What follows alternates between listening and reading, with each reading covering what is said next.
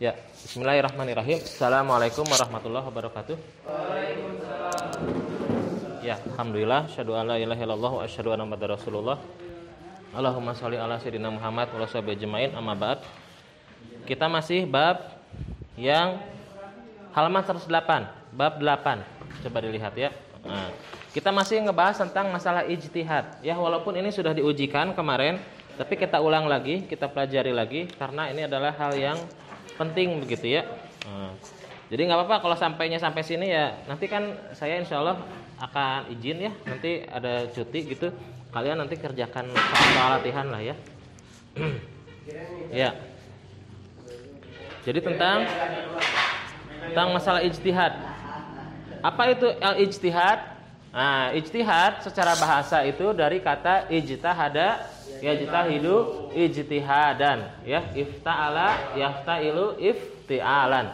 Itu secara bahasa ya, dari wazan itu.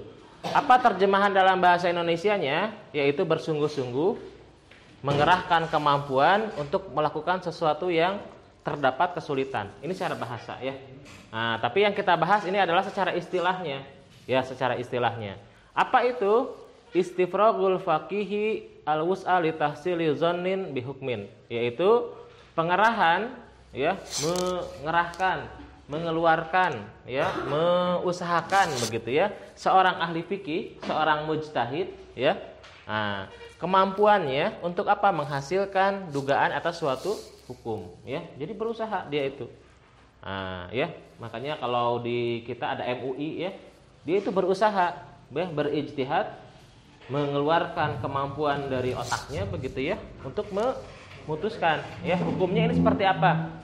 Misalnya hukum menikahi misal gitu ya, menikahi misal ini misal ya, kalau ada nanti percobaan apa namanya itu mutan.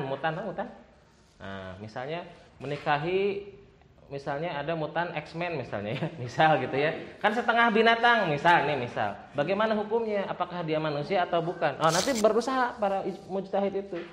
Atau sekarang yang aneh-aneh apa hukum apa ya? Python. Nah, Python. Itu bagaimana hukumnya? Begitu ya. Kemarin kayak Yusuf Mansur kan dapat label halal ya. Nah, itu berusaha begitu ya. Makanya nanti cari yang aneh-aneh ya. Cari yang istilahnya kira-kira hukumnya seperti apa, begitu ya. Nah, lalu tidak sembarangan seseorang itu bisa membuat satu buah hukum atau bisa menghasilkan satu buah hukum menjadi seorang mujtahid sebagai seorang ahli fikih, seorang ahli fikih ya, ada syaratnya. Jadi di MUI itu nggak sembarangan ya, tidak sembarangan.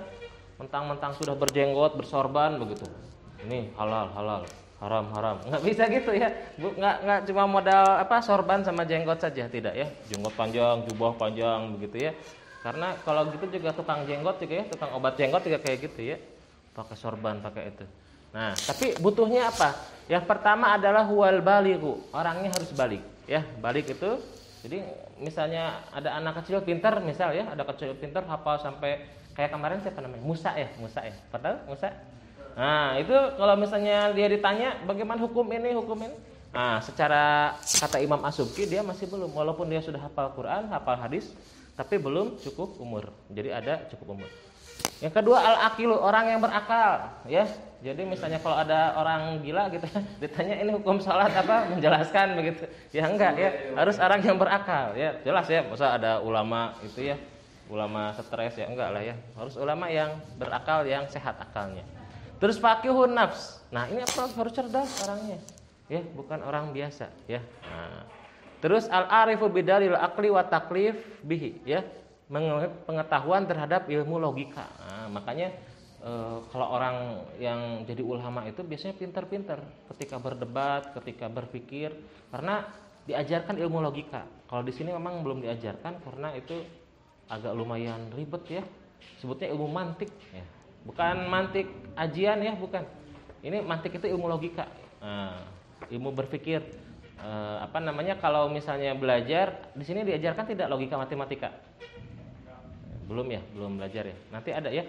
Itu sebetulnya ilmu yang istilahnya untuk berpikir secara logis begitu ya. Itu dasar-dasar untuk komputer seperti itu. Lalu apalagi? Darajatil wusta ya. lughah wa arabiyah. Maksudnya lughah wa arabiyah ya bahasa Arab, usulan wa balaghatan wa muta'allaqu bi ahkami binal kitabi wa sunnah. Terus memiliki keilmuan ilmu alat sebutnya ini ya.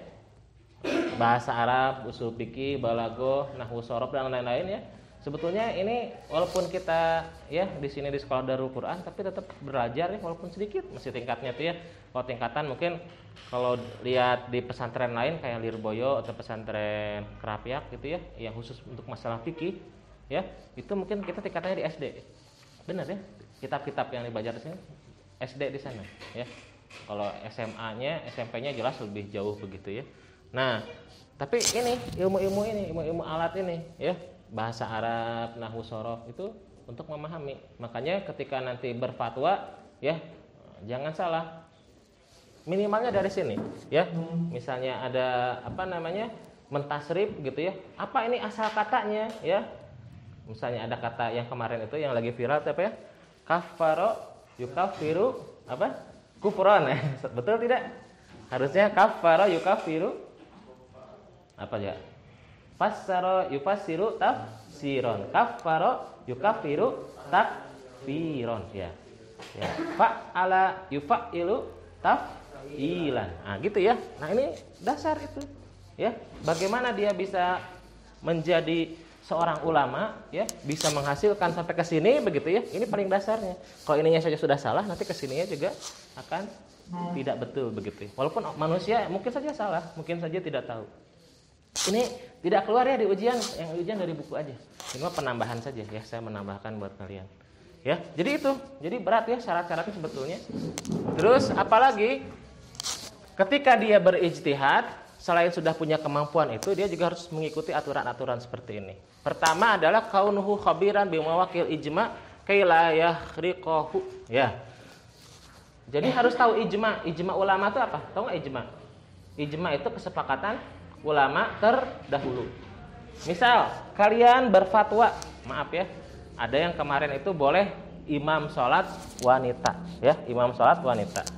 Nah, itu tentu saja salah. Kenapa? Karena sudah ijma, ya, sudah kesepakatan para ulama, ya, para dari zaman Rasul SAW sampai sekarang itu udah sepakat, ya. Mau perempuannya sepintar apapun, ya, misalnya orangnya Islam dan juga sekarang tuh yang lagi seru apa? Captain Marvel gitu, Captain Marvel misal gitu ya, sehebat itu tetap saja ya, mau bisa terbang kayak bisa apa, hafal sampai jutaan hadis, tetap saja imam itu ya kalau dalam sholat itu apa, laki-laki ya. Nah, jadi sudah ijma, jadi nggak boleh berfatwa begitu ya seenaknya begitu. Terus tahu nasikh wal mansukh. Nasikh wal mansukh itu adalah hadis yang atau sesuatu hukum yang dihapuskan. Contohnya misalnya yang sudah dihapuskan, Anda hadisnya sahih. Itu tentang apa coba? Tentang nikah mut'ah. Tahu nikah mut'ah? Nikah mut'ah itu nikah di waktu. Bisa misalnya ya, Ripani seneng, iya nikah kontrak. Saya nikah dengan kamu bisa sebulan, setahun, bisa juga sejam. Hah? Ya ada mas kawinnya. Bisa itu di Syiah ya. Kan kasihan lagi perempuannya ya, nanti kan ya begitulah begitu ya. Ya. Nah, itu di Syiah biasanya ya. Itu ada hadisnya tidak? Ada hadisnya sahih, tapi hadisnya dihapus dengan hadis yang lain yang mengharamkan hal itu. Terus tahu apa lagi? Asbabun nuzul. Asbabun nuzul itu apa? Sebab turunnya. Ini ayatnya tentang apa? Ya. Jangan istilahnya tidak tahu, harus tahu ya. Ada asbabun nuzul. Walaupun enggak semua ayat ada asbabun nuzulnya ya. Terus apa lagi?